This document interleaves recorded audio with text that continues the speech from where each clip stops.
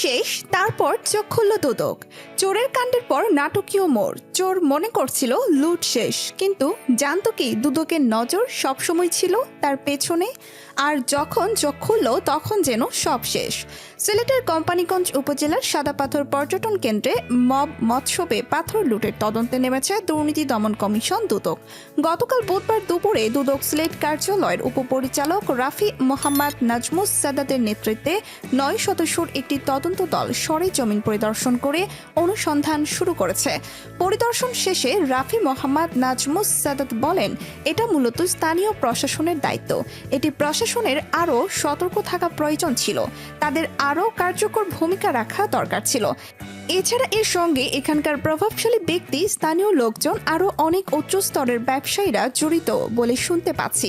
আমরা এসব তথ্য নিয়ে আরও কাজ করব। তিনি আরও বলেন, আজকের পরিদর্শনের প্রতিবেদন প্রধান কার্যালয়ে পাঠাবো, তারপর তাদের দিক নির্দেশনায় পরবর্তী পদক্ষেপ নেওয়া হবে।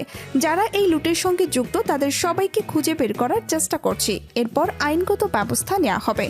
সাদাপাথর প্রাকৃতিকভাবে সৃষ্ট একটি পর্যটন কেন্দ্র। 2017 সালে পাহাড়ি ঢলে সিলেটের কোম্পানীগঞ্জ উপজেলার ভোলাগঞ্জ পাথর মখালের ধলাই নদের উৎসব মুখে 5 একর জায়গা জুড়ে জমা হয় এ পাথর।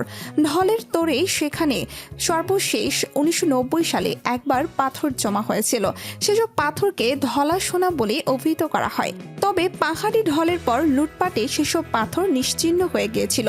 27 বছরের মাথায় ফের পাথর জমা হওয়ায় উপজেলা প্রাকৃতিক পর্যটন কেন্দ্র হিসাবে পরিচিতি পায়।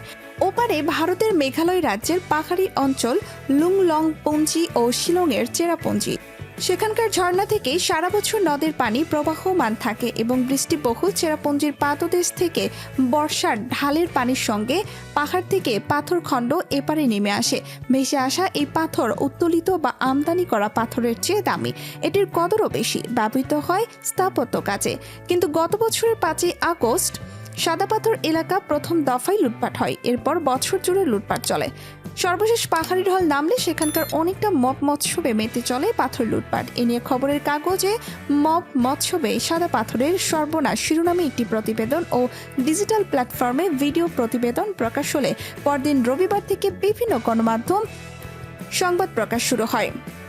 লুটপাটে তৎপরতা থাকায় সোমবার রাতে কোম্পানীগঞ্জ উপজেলা বিএনপির সভাপতি ও জেলার সহসভাপতি হাজী শাহাবুদ্দিনকে পদ থেকে অব্যাহতি দেয় কেন্দ্রীয় বিএনপি।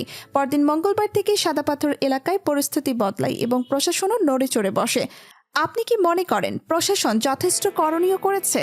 সাদাপাথরের লুট আপনার মতে কি? কমেন্টে জানান। আর দুদকের তদন্ত দেখে আপনার ধারণা কি? নিচে লিখুন।